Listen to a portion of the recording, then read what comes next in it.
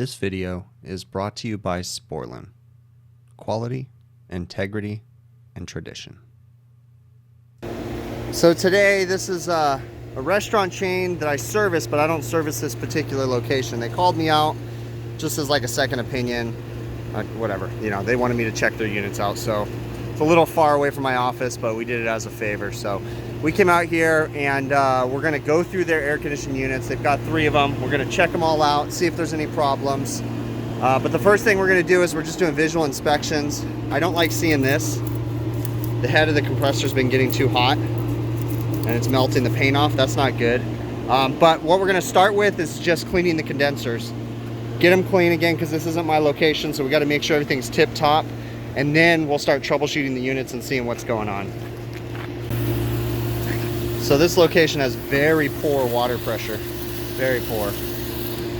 But it's not coming through very well, so we're gonna go ahead and clean this coil cleaner. So we're getting it wet, and then we'll get in there and put coil cleaner on there and do our best to get it to push out.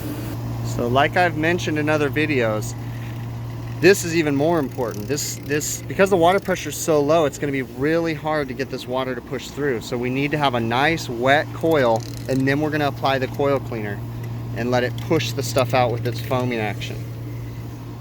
So again, because you know I use a different stream, but it's like very minimal. It's not even coming through.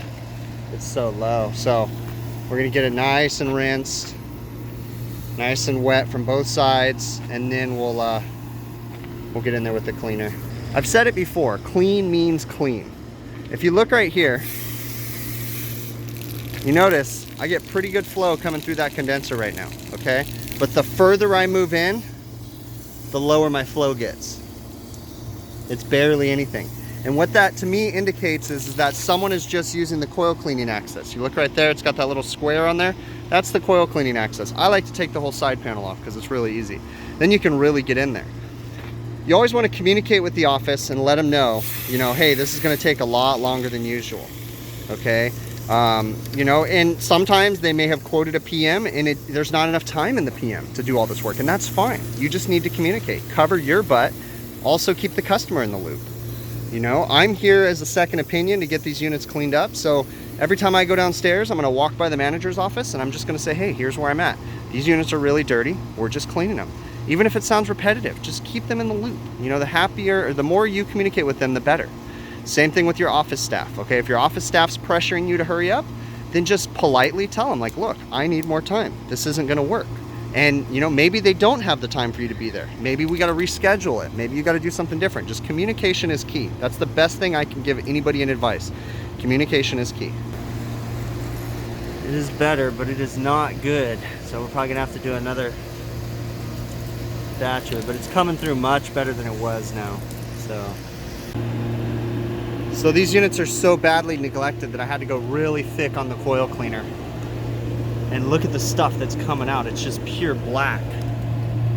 It's nasty. So just got to go really thick, but you got to get it off fast because you don't want to eat that condenser up. You look, the water pressure is so bad that I'm using my transfer pump, which isn't the greatest because it's not a booster, but it helps just a little bit. It's ridiculous. I mean, look at the stuff coming out though. But this water pressure is just hideous.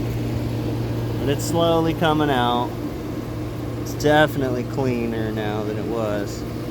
Actually got flow through it. It's a big plus. I can see water flowing nice and good. It's just crazy how neglected this is. I mean, it's just nuts though.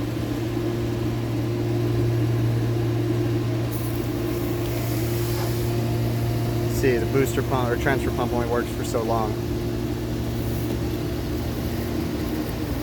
And then the water pressure just dies because it runs out of the incoming pressure basically.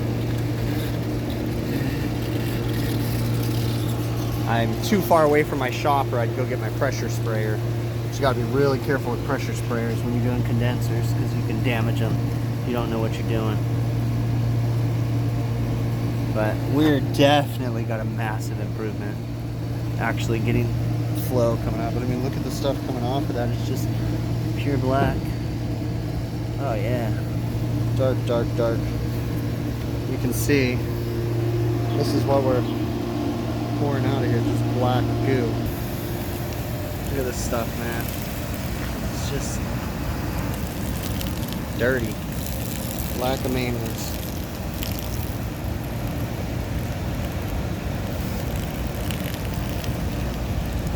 So when we clean these, like I said, you know, we get in there. Clean from both sides, clean from the inside out. Make sure it's nice and clean, you know, because like I say, clean is queen. So we finished cleaning this unit.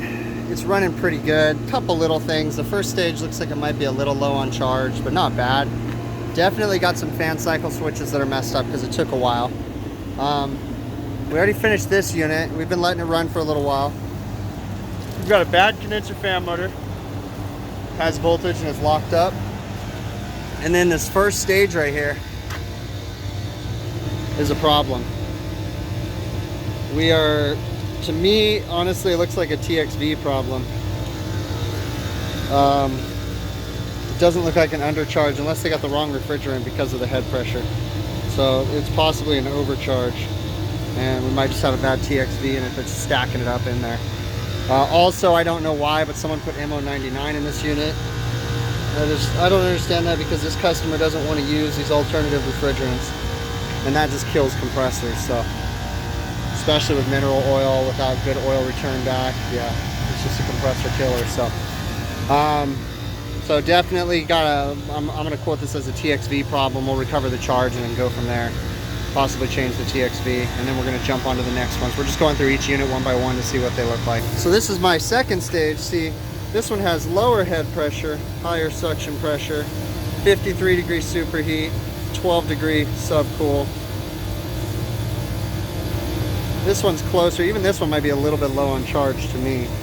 But what we're probably going to do, because I don't know what this other company has done, being that they have MO99, for all I know, they could have mixed. So we'll probably talk to the customer about recovering the charge and weighing it back in and then going from there. Because I don't know what's going on here. This isn't my normal store, so I don't know if we're prone to airflow problems here. Who knows? Hard to say.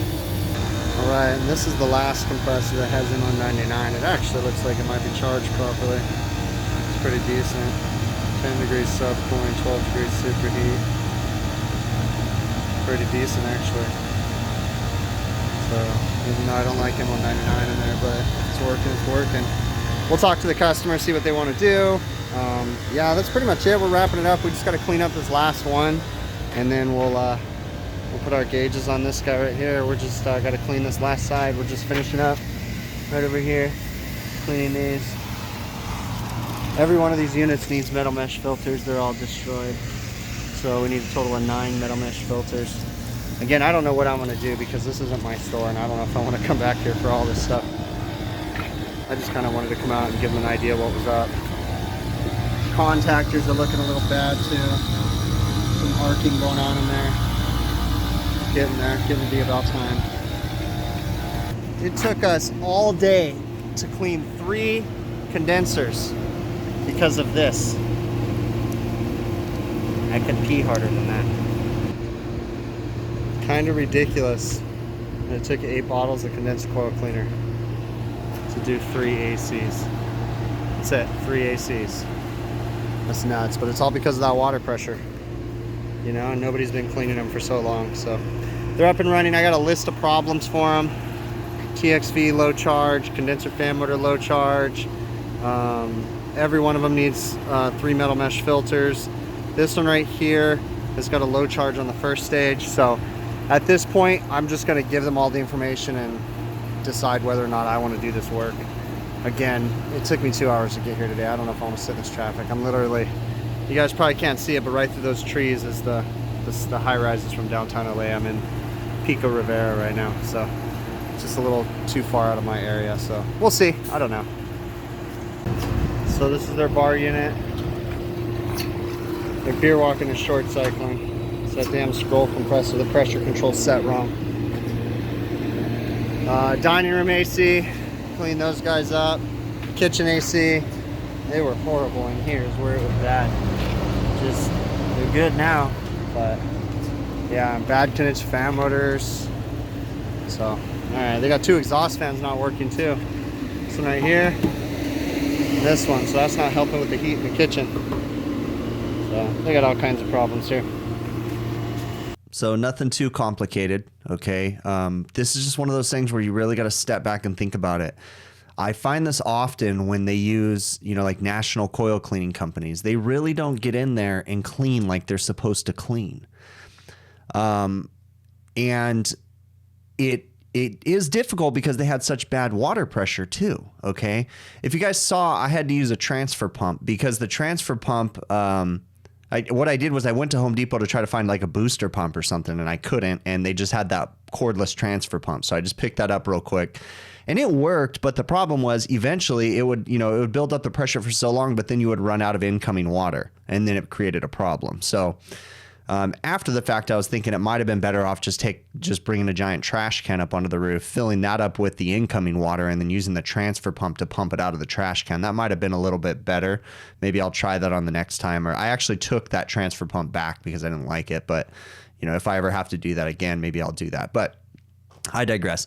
I will also put a link for that transfer pump in the show notes of the video because it does work. It just, you know, it was a weird situation. But anyways, I ended up deciding to go ahead and do the repairs on that job. So I let the customer know the list of stuff, and I haven't done anything yet, but we'll get some video when I go back out there probably.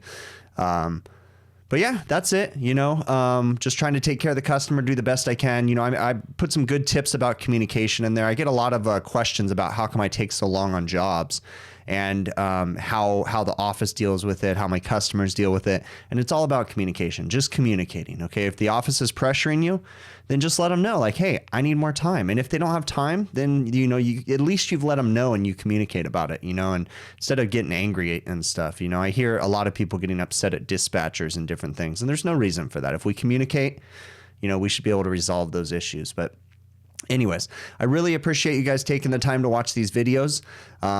You know, we'll catch you guys on the next one. Any questions you guys have, send me an email, hvacrvideos@gmail.com. And other than that, we'll catch you guys on the next one, okay?